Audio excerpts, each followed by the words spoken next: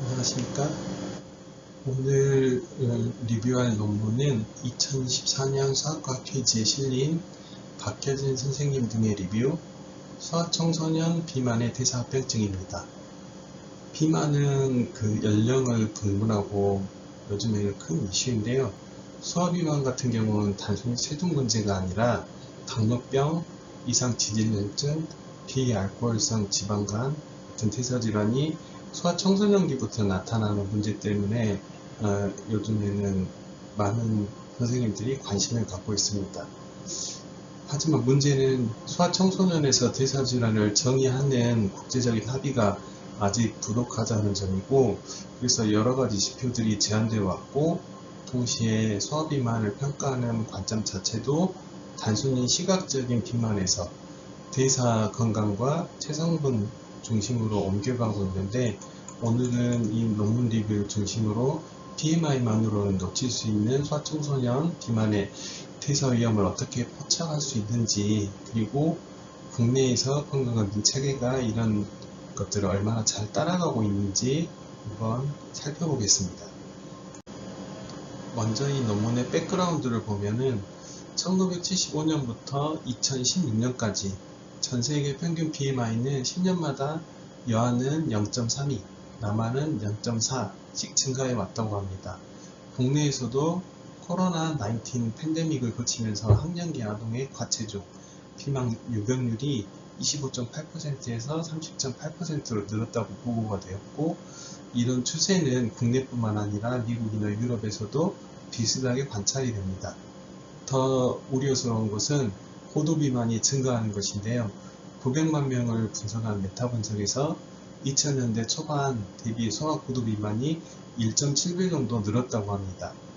이 문제는 학령기 아동에 국한되지 않고 WHO 보고에 따르면 2020년 기준 전 세계 5세 미만 과체중 비만 아동이 3,900만 명에 달하고 이 중 절반이 아시아에 거주하고 있다고 합니다. 특히 중요한 것은 예전에는 성인기에만 나타났던 타입 2 당뇨병이나 비알코올성 지방간질환 같은 대사질환이 이제 소아청소년 비만 환자에서도 관찰되고 있다는 것인데요. 이것 때문에 이제 이 질병 평가 초점 자체가 성인기에서 소아청소년기로 옮겨가고 있는 실정입니다. 이것은 그 롱텀 리스크를 나타내는 건데요. 소아비만이 성인기 심혈관 위험에 미치는 영향을 가장 잘 보여주는 근거가 국제 소아심혈관 코트 컨소시엄 자료입니다. 이렇게 하나, 둘, 셋, 넷, 4개의 대규모 코트를 통합 분석한 결과인데, 소아기의 과체중이나 비만이었다가 성인기까지 비만이 지속된 경우에는 여러 대사질환의 위험이 뚜렷하게 증가했습니다.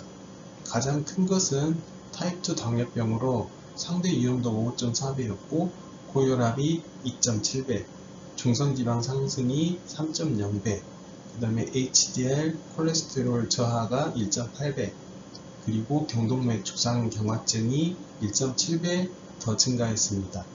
이 결과를 보면은 소아비만이 단순히 나중에 살이 빠지면 괜찮은 문제가 아니라 이 지속될 경우에 성인기 심혈관 뿐만 아니라 이러한 그 성인기 질환의 그 리스크를 높인다는 것을 보여줍니다.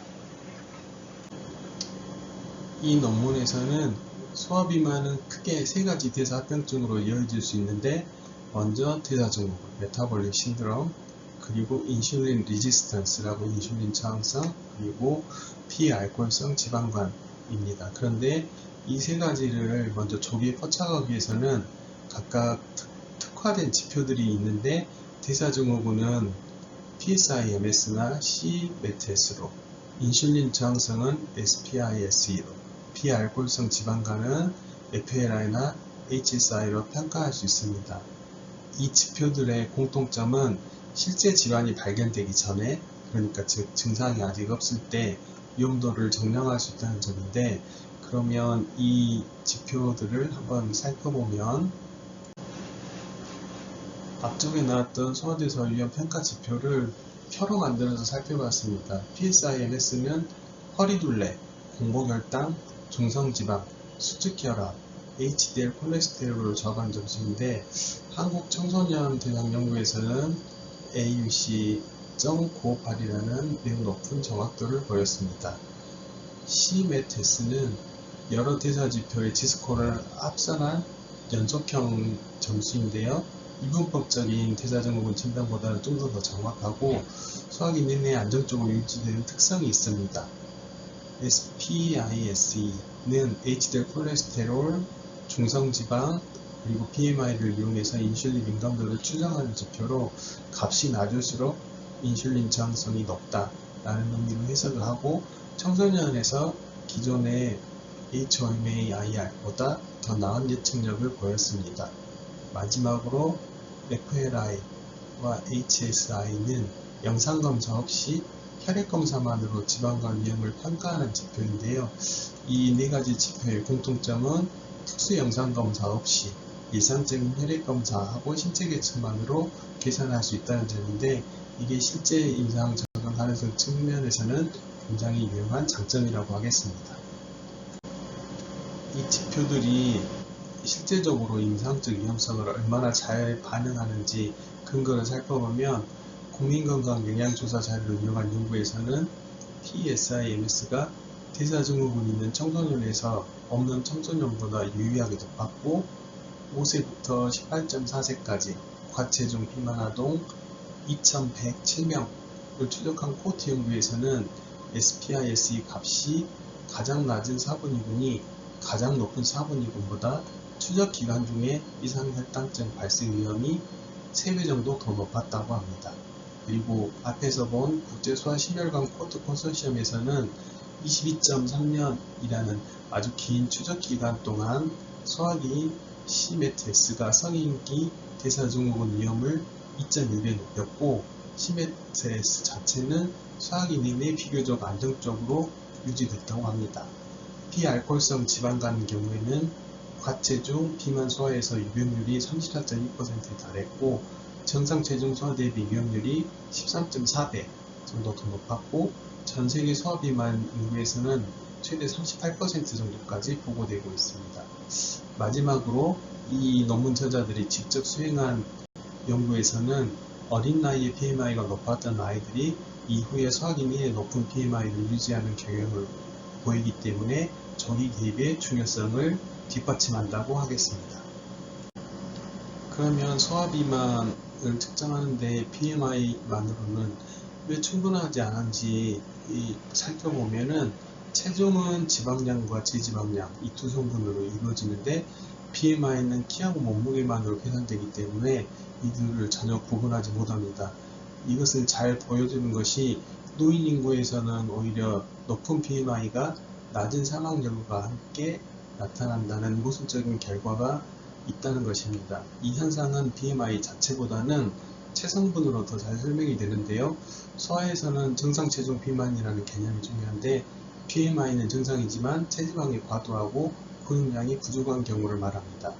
이런 아이들은 BMI만 보면 정상이지만 실제로는 대사 건강이 나쁠 수도 있고 심폐지구력이나 근력이 과체중 아동과 비슷한 수준으로 낮게 나타나는데 이것은 부분적으로 낮은 신체활동 수준하고 관련이 있는 것으로 알려져 있습니다. 그래서 BMI 숫자 하나만을 넘는 이 청소년의 대사 건강 상태를 정확히 알 수 없다는 것이 이 논문 저자들의 이야기입니다. 그러면 체성분이 이 대사질환염과 어떻게 연관이 되는지 지방량하고 근육량을 나눠서 살펴보면은 먼저 왼쪽의 지방량 쪽을 보면은 15개 연구를 종합한 체계적인 무용고찰에서 인슐린 저항성이나 뇌당능 장애, 대사증후군이 있는 소아청소년에서는 제지방량 또는 근육량 비율이 낮았다고 합니다. 이것은 상대적으로 지방이 차지하는 비중이 높았다는 뜻이고 11개 연구를 종합해 봤을 때 체지방률은 공복 인슐린과 0.48, 그 다음에 호마-IR과는 0.44의 상관관계를 보였습니다. 반대로 근육량 쪽을 보면은 낮은 근육량이 비알코올성 지방간질환 위험 증가와 연관이 있고 생검으로 확인한 비알코올성 지방단과는 역의 관계를 보였습니다. 즉 양력대 체중 비율도 대사증후군 있는 청소년에 있어서 낮게 나타났고, 근육 지방 비율, 즉 MFR이 비만 소아의 대사질환 위험을 예측하는데 활용되고 있습니다. 결국에는 지방량하고 근육량 두 가지 모두 함께 봐야 청소년의 대사 위험을 평가가 가능하다는 것입니다. 근감소성 비만이라는 사이코페닉 오베시티라는 개념이 있는데요. 이것은 근육 손실과 비만이 함께 존재하는 상태를 이야기하는데, 주로 사지 골격근량이나 골격근량을 이용한 근육지방 비율, MFR을 평가하고 양력대 BMI 비율도 보조적으로 사용을 하게 됩니다. 하지만 아직 소아청소년에서 근감소성 비만을 정의하는 일관된 기준이 없기 때문에 연구마다 서로 다른 기준을 적용하고 있다는 한계가 있습니다. 이 논문 저자들이 직접 수행한 연구가 있는데, 이 연구에서 7에서 9세의 근감소성 비만이 있었던 아이들이 13에서 15세의 시점에서 CMATS가 더 높게 나타났고, 이 경향은 다른 대사증후군 지표에서도 일관되게 관찰이 되었습니다. 소아청소년기 과체중이 청소년기 대사 건강에 양의 상호작용 효과를 보였다는 것인데, 이것은 과체중하고 근감소가 함께 있을 때 대사 위험이 단순히 플러스 되는 것을 넘어서 더 상승할 수 있다는 것을 의미합니다.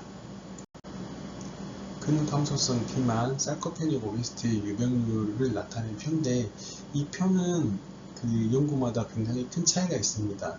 영국에서 메카시 등의 연구에서는 5에서 10세에서 8.3에서 15.5%, 10에서 18세에는 5.7에서 9.7%였고, 국내의 킴 등 2016년 연구를 보면은 10에서 18세 기준 남아에서는 32.1%, 여아에서는 24.3%로 나타났습니다. 이 논문 저자들이 직접 수행한 그 2023년 연구를 보면 그 7에서 9세 대상 연구에서는 전체 19.5%였지만 과체중 아동에서는 84.4%까지 나타났습니다. 독일 연구를 보면 독일 연구에서도 과체중 남아가 62.7%, 여아가 69.7%로 높은 수치를 보였고, 전체적으로 보면은 일반 인구에서는 5.7에서 32.6%, 과체중 비만 인구에서는 20.2%에서 84.4%까지 보고되는데, 이렇게 편차가 큰 이유는 실제 유병률이 이렇게 다르다기보다는 근감소성 비만을 정의하는 기준 자체가 연구마다 다르기 때문일 가능성이 크고, 이것은 왜 소아비만이나 아니면 근감소성 비만과 같은 표준화된 정의가 필요한지를 잘 나타내는 표입니다. 그러면 실제 임상에서 체성분을 측정하는 측정 도구를 살펴보면, 가장 정확한 표준 검사는 CT하고 MRI지만 일단 비용이 많고 접근하는 데 제한적이기 때문에 일반적인 소아 선별 검사로는 현실적으로는 사용하는 게 어렵습니다. 그래서 점점 더 많이 활용이 되는 것이 생체전기 저항 검사, 즉 BIA와 이중에너지 X선수 개축법인 DXA입니다. 더 저렴하고 간편한 방법으로는 악력이 제한되고 있는데, 이것은 체성분하고 근력을 동시에 반영하는 실용적인 지표이기 때문입니다. 메카시 등 연구에서는 근육지방 비율, MFR을 이용해서 근감소성 비만을 정의하는 절단값을 처음으로 제안을 했고, 국내 킴 등은 이 방법들을 국민건강영양조사 자료에 적용해서 국내 실정에 맞는 제안을 내놓았습니다. 하지만 여전히 성장기 아동에서는 성별과 연령에 따른 특이적인 기준이 필요하고, 사춘기 시기에 따라서 지방세포 조성이 달라지기 때문에 이를 고려한 표준화된 측정 방법과 국가 수준의 기준 마련이 필요하다고 하겠습니다. 국가검진 체계를 한번 장점과 단점을 보면은, 영유아 건강검진은 2007년부터 시행이 돼서 생후 14일부터 6세까지 총 8회에 걸쳐서 신체 계측하고 건강교육, 구강검진, 발달평가를 포함한 검진을 하게 되고, 학생 건강검사도 초등학교 1학년하고 4학년 때, 중학교, 고등학교 1학년을 대상으로 시행하고 있어서 체계적으로는 나름의 체계가 있긴 하지만 한계도 있습니다. 영유아 건강검진에서는 혈액검사가 아예 포함이 되어 있지 않기 때문에 이 대사 건강을 직접적으로 평가할 방법이 없고, 학생 건강검사에서도 혈액검사는 과체중으로 분류된 학생에게만 시행되고 초등학교 1학년은 제외되어 있기 때문에 실제적으로 대사위험인 아이들 상당수가 검사 대상에서 빠질 수가 있습니다. 게다가 학교 밖 청소년은 이 시스템을 이용할 수가 없고, 따라서 이 논문 저자들은 의료진과 학교를 연계해서 정시에 피드백을 제공하는 체계를 구축하는 조기 비만 개입이 시급한 과제라고 이야기를 하고 있습니다. 소아청소년 비만 관리에도 크리티컬한 시기가 있는데, 임신 기간 이후에 대사 위험성을 결정짓는 가장 큰 이른 시기고, 영아기 초반의 급속한 성장 패턴도 이후 비만 위험에 영향을 미칩니다. 특히 중요한 것이 지방, 지지방의 증가, 아디포시티 리바운드인데, 소아기 초반 BMI가 최저점을 찍은 후에 다시 상승하는 시점을 이야기합니다. 이 지방제 증가가 더 이른 나이에 나타날수록 이후에 비만과 대사합병증 위험이 더 높아진다는 사실이 알려져 있습니다. 그리고 마지막으로 청소년기인데, 미국 소아과학회 지침은 3세부터 과체중 아동은 매 방문 시에 혈압을 측정하도록 권고를 하고 있고, 최근 연구에서는 2세에서 5세 사이 미취학 아동들도 생활습관 중재가 효과적이라는 것을 보여주고 있습니다. 실제적으로 고중성 지방혈증이나 저HDL 콜레스테롤 혈증 같은 지질 이상은 10세 미만 비만 청소년 소아에서도 이미 보고가 되고 있어서 이 질병을 생각했을 때 우리가 생각하는 것보다 훨씬 이른 시기에 이 질병이 발병을 할 수 있다, 이런 것을 알 수가 있습니다. 이 논문 저자들은 실제 임상 선별검사 프로토콜을 제안을 했는데요. 2세에서 9세 사이의 비만 아동에게는 이상 지혈 혈증 선별검사를 고려를 할 수가 있고, 대사합병증과 관련된 검사는 전반적으로 10세 이전에 시작하는 것을 권고를 하고 있습니다. 10세 이상의 과체중 아동에게는 인슐린 저항성이나 비알코올성 지방간을 발견하기 위해서 당대사와 간기능 평가를 시행하도록 권고를 하고 있습니다.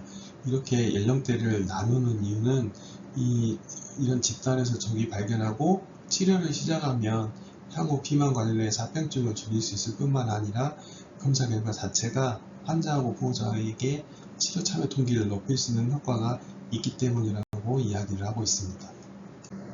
그러면 이 소아청소년 비만에 관련된 이 논문이 그 임상소아과 진료실에서 주는 클리니컬 애플리케이션 임상적인 함의를 보면은, 첫 번째로 BMI 하나만으로는 뭔가를 평가하기는 불충분하다. 특히 위험인자가 있는 정상체중 아동에서는 PSI-MS나 SPISE 같은 대사지표, 그리고 가능하면 체성분까지 함께 고려해 보는 것을 권고를 하고 있고, 둘째로 정상체중 비만이나 근감소성 비만은 아마 지금 우리 일상진료에서는 상당히 저평가되고 발견이 안 될 가능성이 있고, 악력 측정은 비용도 낮고 간편하기 때문에 이 시범적으로 도입해볼 만한 선별도구라고 권장을 하고 있습니다. 세 번째로 영유아 건강검진에서 혈액검사가 아예 없다는 것은 이 검진의 부수적인 한계고, 연령대별로 대사 선별검사를 확대하는 것이 정책적으로 우선되어야 된다고 이 논문 저자들은 주장을 하고 있고요. 넷째로 지방제 증가 시점은 아직 임상에서 충분히 활용되지 못하긴 하지만 이것 또한 신호이기 때문에 어린 시기부터 BMI 궤적을 추적을 하면 뚜렷한 비만이 나타나기 몇 년 전부터 부위험군을 미리 선별할 수 있다고 주장을 하고 있습니다.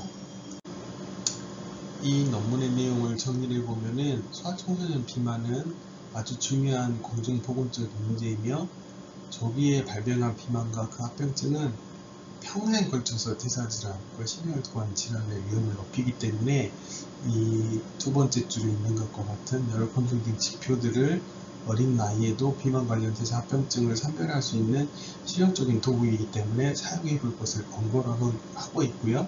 이런 근거들이 BMI 하나만으로 건강을 평가하는 방식에서 벗어나서 대사 위험과 체성분을 함께 고려하는 새로운 패러다임으로 평가를 해보자고 주장을 하고 있고, 결국에 이 논문 저자들이 강조하고 있는 것은 건강검진하고 혈액검사를 확대를 하는 것이 소아청소년의 비만을 조기 발견하고 빨리 정시에 중재를 가능하게 하고, 이것을 통해서 장기적으로 성인이 되었을 때 생긴 합병증을 줄이는 데 필수적이라고 강조를 하고 있습니다. 이상입니다.